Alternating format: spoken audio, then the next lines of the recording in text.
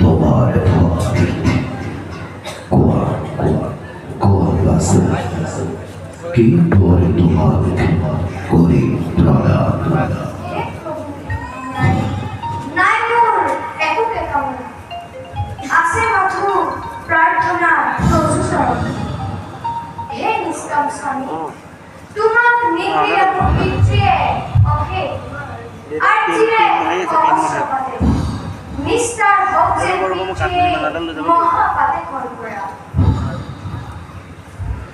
পরম বৈষ্ণব তুমি পুত্র হিরণ্যরে 21 পুরুষ তুমি করিলাও ক্ষয়,